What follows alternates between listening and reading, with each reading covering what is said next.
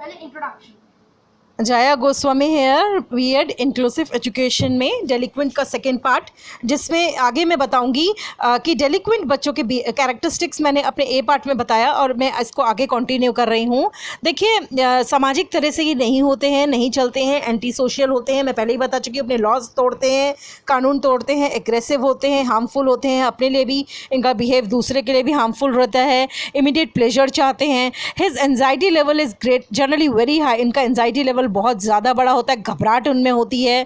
It is acquired behaviour by the child and not the इनेट, ये अंदरूनी पैदा हुए से बाय बर्थ ये नहीं होता, ये बिहेवियर ये एक्वायर्ड किया जाता है, धीरे धीरे बच्चा इसे सीखता है इस बिहेवियर को और इस बिहेवियर की तरफ जाता है। The delinquents are emotional and maladjustment, एक तरह से कहें तो डेलिक्वेंट बच्चे इमोशनल होते हैं, भावनात्मक होते हैं, मैल एडजस्टेड होते हैं, एडजस्ट नहीं कर पाते अपने दोस्त ग्रुप के साथ, और इन्हें काबू कर पाना बहुत आसान है। अगर एक अच्छा मार्गदर्शक, एक अच्छा टीचर इनको मिल जाए तो इनकी लाइफ बदल सकती है, इसलिए यहाँ टीचर का रोल बहुत बड़ा हो जाता है।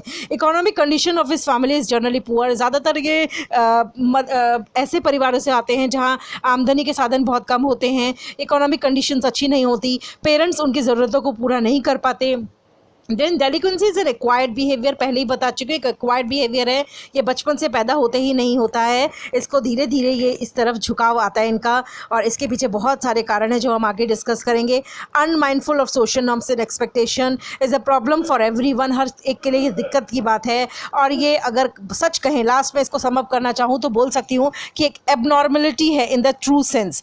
देखिए, ये एक एबनॉर्मलिटी है और हमारा देश इस वजह से कितना पीछे जाता है, और हमारे देश में इस तरीके की प्रॉब्लम्स बच्चों की वजह से आगे हमारा देश आगे नहीं आ पाता, और इस तरीके की प्रॉब्लम्स को क्लासेस में हो या समाज में हो फेस किया जाता है। डेलिक्वेंसीज के क्लासिफिकेशंस हैं, डेलिक्वेंसीज बहुत तरीके की होती है, benign delinquency, temperamental delinquency, simple delinquency, reaction delinquency, psychoneurotic neurotic delinquency, aggressive tendency, ये सब हैं। लेकिन मैं इसमें ना लाते हुए सिर्फ आपको आइडेंटिफिकेशन कराऊंगी कि किस तरीके के बच्चे, क्या ऐसे कारण हैं कि डेलिक्वेंसी जन्म लेती है। देखिए, बहुत सारे कारण हैं।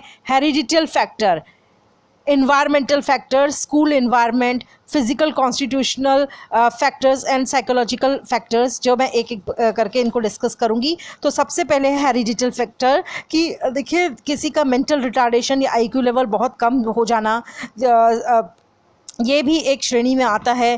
पेरेंट्स का जिनका आईक्यू लेवल बहुत कम होता है, उनके बच्चे के अंदर भी वही जीन्स आते हैं, तो ये In some of the studies, it has been found that the heredity also contributes for delinquency. Heredity इसकी सबसे बड़ी कारण हो सकती है। कुछ इस तरीके के फिजिकल डिस्ट्रॉय हो, ugly boy in physical expect may wish to destroy whole society because is defect was locked at and therefore he may adopt anti social behaviour.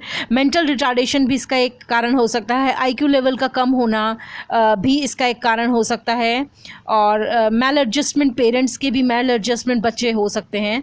Then environmental factors में बहुत सारे एंटी सोशल कारण इसके हो सकते हैं, जैसे कि स्टेप फादर या स्टेप मदर का होना, ब्रोकन फैमिलीज़ होना, लड़ाई झगड़े होने परिवार में, या सौतेले माता पिता होने, या लव अफेक्शन माता पिता के प्रति की द्वारा कम मिलना, या अंतर पाया जाना बच्चों में, डिस्क्रिमिनेटरी हो या पार्शियलिटी हो बच्चों में, या फिर ओवर या अंडर प्रोटेक्शन हो, या तो बहुत ज़्यादा प्रोटेक्शन पेरेंट्स करें या बिल्कुल ना करें, हाई एक्सपेक्टेशन हो कि हमारा बच्चा कुछ करके ही दिखाएगा, पेरेंट्स की एम्बिशंस बहुत ज़्यादा हो बच्चे से और बच्चा उस लायक ना हो, ना उतर पाए, हार्श डिसिप्लिन हो, बच्चे के से ज़्यादा ज़रूरत से ज़्यादा डिसिप्लिन बना रखा हो, एंड डेलिक्वेंट मेंबर्स हो, ऐसे मेंबर्स हो घर में जो कि डेलिक्वेंट हो, खुद ही क्रिमिनल टेंडेंसी के हों, गैम्बलिंग हो, घर में ड्रंकेड पेरेंट्स हों जो कि शराब या नशा करें, इसके अलावा ब्रोकन फैमिलीज़ जहाँ तलाक शुदा परिवार हों, देन बैड फ्रेंड्स, गंदे दोस्त हों इस तरीके की, और गलत तरीके की क्लासमेट्स हों,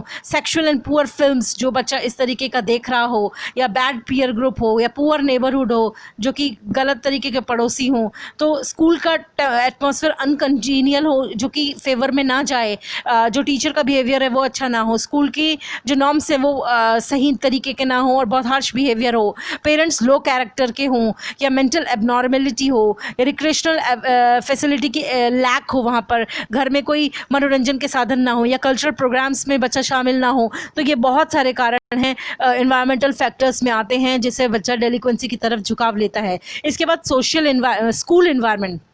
स्कूल एनवायरनमेंट में सबसे पहले टीचर बिहेवियर जो कि पार्शल हो, एक दूसरे बच्चे के साथ भेदभाव किया जाए, सिंपैथेटिक ना हो, एक दूसरे की प्रॉब्लम को ना समझे, बच्चों की प्रॉब्लम्स को ना समझे, इसके साथ साथ इंडिविजुअल डिफरेंस को ना समझे कि बच्चों में अंतर होता है, हर एक का इंटरेस्ट, हर एक की सोच अलग अलग होती है, हर एक का कोई स्लो लर्नर, कोई फास्ट लर्नर, हर तरीके का बच्चा क्लास में होता है। इस तरीके की अगर नीति को वो ना अपनाए एक टीचर, और उसकी मेथड्स और टेक्निक्स बहुत ही रिजिड हों, वो क्लास के बच्चों के अकॉर्डिंग ना हो, सिर्फ अपना एक थोपे उसके ऊपर, तो और बेकार के असाइनमेंट्स और कोकुलर एक्टिविटीज़ हों जहाँ पे बच्चे को सिर्फ बांध दिया जाए लेकिन उसके ऊपर थोपा जाए, और करिकुलम भी रिजिड हो, और टीचर एजुकेशन हो, ना कि चाइल्ड सेंटर्ड एजुकेशन हो। तो इस तरीके की जो प्रवृत्तियाँ हैं वो भी डेलिक्वेंसी की तरफ बच्चे को झुकाव के लिए मजबूर कर देती हैं। इसके अलावा फिजिकल कॉन्स्टिट्यूट फैक्टर्स भी हो सकते हैं कि बच्चे की child sensitive and emotional defects हो बच्चे के ऑर्गन्स में, तो इस तरीके की बीमारियां हो, सेक्स ऑर्गन्स में कोई प्रॉब्लम हो, तो ये भी डेलिक्वेंसी की तरफ बच्चे को धकेल देता है। एंड देन साइकोलॉजिकल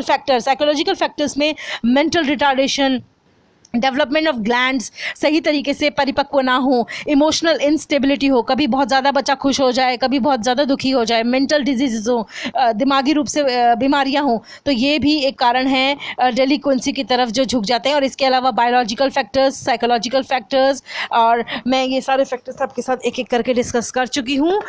इसके बाद हम चलेंगे कि ट्रीटमेंट्स क्या हैं, प्रिवेंशन क्या है, और प्रिवेंशन में सबसे पहले आते हैं दो तरीके के प्रिवेंशन फ्रॉम डेलिक्वेंसी में बहुत सारी चीज़ें आती हैं। पहला आता है आपका इनके ट्रीटमेंट्स के बारे में, साइकोलॉजिकल, और साइकोलॉजिकल में देखिए कैंप प्रोग्राम चलाए जा सकते हैं जहाँ इनकी काउंसलिंग हो जाए और काउंसलिंग में इनको बताया जाए और इनको कॉन्शियस किया जाए इनकी प्रॉब्लम्स के बारे में, इनकी प्रॉब्लम्स सुनी जाए, और इनके लिए इस तरीके के कैंप्स प्रोग्राम्स होने चाहिए। इसके अलावा अगर बात की जाए तो इन्वायरमेंट में बदलाव कराने की कोशिश की जानी चाहिए, ऐसे इन्वायरमेंट पे शिफ्ट किया जाना चाहिए जो इन्वायरमेंट इनको सूट करे, और इनकी प्रॉब्लम्स को पहचानना भी आना चाहिए। इसके अलावा री एजुकेशन, इनको दूसरी तरीके की शिक्षा भी देनी चाहिए ताकि ये इनका जो झुकाव है वो समाज की तरफ हो। और ये री एजुकेशन का मतलब यहाँ पर सिर्फ शिक्षा कॉपी किताबों से लेकर बुक से रिलेटेड नहीं, इनको हर तरीके की शिक्षा आसपास की दी जानी चाहिए ताकि ये सोशल अडेप्टेशन कर सकें, सोशल में उनके कंडीशंस में बेटर तरीके से अपने को अडेप्ट कर सकें। इसके अलावा इनको मेटल कैथारेसिस करना चाहिए। इसका मतलब है इनको इनकी प्रॉब्लम्स को समझना, इनकी जो सप्रेस्ड फीलिंग है, इनके अंदर दबी हुई फीलिंग है, इनको पहचानना। टीचर को क्लास में कुछ ऐसे मेथड्स अपनाने चाहिए, रोल प्ले मेथड, जिसकी वजह से ये अपने जो भावनाएं हैं ये बाहर निकालें और इस तरीके से इनका मेंटल डिप्रेशन कम हो सके। प्ले थेरेपी हो, फिंगर पेंटिंग हो, साइको ड्रामा हो, ये कुछ ऐसी टेक्निक्स हैं क्लास में जो अपनाई जा सकें ताकि इनकी जो डेलिक्वेंसी नेचर है वो हटे और ये इससे निजात पाएँ। इसके अलावा परसुएशन है, परसुएशन में इनको डेलिक्वेंसी के बारे में इनको लॉजिकल कारण इनको बताने चाहिए। इनके through the procedure the patient symptoms action the reaction analysed. सबसे पहले इनके जो सिम्टम्स हैं, जो इनके अंदर दिखाई दे रहा है, ये जो एक्शन करते हैं, जो इनका रिएक्शन होता है, इनको एनालाइज करने की बहुत ज़रूरत है। और इसके बाद many logical and common sense facts are suggested. इसके बाद इनको सजेशन देने चाहिए कॉमन और लॉजिकल फैक्ट्स के कि थेरेपिस्ट के द्वारा, ताकि ये इनकी डेलिक्वेंसी फ्यूचर में दूर हो और ये इससे निजात पाएँ। इसके अलावा इनके environment, family system well adjusted home होने चाहिए जिसमें परिवार एक तरह से इस तरीके का उनके अंदर व्यवहार होना चाहिए कि वो लड़ाई झगड़ा कम करें, ब्रोकन फैमिलीज़ ना हो, बच्चे को एक अच्छा एटमॉस्फेयर दे, वहाँ डिप्रेशन जैसी थ्योरीज ना पनपे, पेरेंट्स खुद लड़ाई झगड़ा ना करें, ऐसे चीज़ों में शामिल ना हो जो बच्चे के लिए एक तरह से एक ऐसा बेस ना बनाएं जो उन्हें इस तरीके की डेलिक्वेंट बिहेवियर की तरफ धकेलें। प्रॉपर एटमॉस्फेयर हो, उनको सिंपैथेटिक अफेक्शन मिले परिवार की तरफ से, पेरेंट्स की तरफ से, उन्हें साइकोलॉजिकल ज़रूरत नॉलेज मिले, इसके साथ साथ उन्हें सेक्स एजुकेशन मिले। इसके अलावा उनके अंडर प्रोटेक्शन या के नाम पर उनको ज़रूरत से ज़्यादा प्रोटेक्शन और अंडर प्रोटेक्शन में ना रखा जाए। Keep conscious watch on the friends of your children. उनके दोस्तों पर भी नज़र रखी जाए कि किस तरीके का वो रह रहे हैं, उनके आसपास का वातावरण कैसा है, वो किस तरीके की शिक्षा प्राप्त कर रहे हैं, कितने बजे उठते हैं, कितने बजे किस तरीके के माहौल में वो रह रहे हैं। स्कूल का जो स्टाफ है वो अच्छा इक्विप्ड होना चाहिए, गुड स्टाफ होना चाहिए। पुअर स्टूडेंट्स को एजुकेट करने के लिए भी बहुत अच्छे प्रोविजंस होने चाहिए।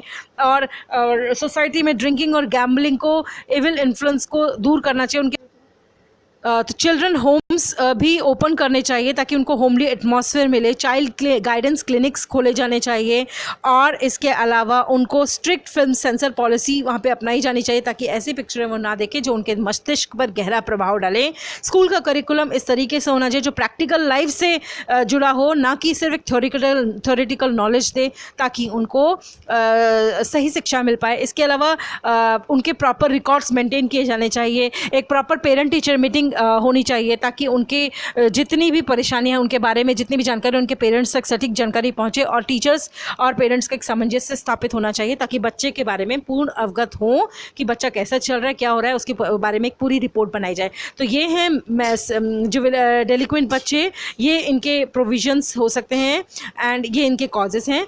धन्यवाद। मैं हूँ जया गोस्वामी। उम्मीद करती हूँ आपको पसंद आएगा। अगर पसंद आए तो प्लीज़ लाइक कीजिएगा, सब्सक्राइब कीजिएगा। Thank you very much.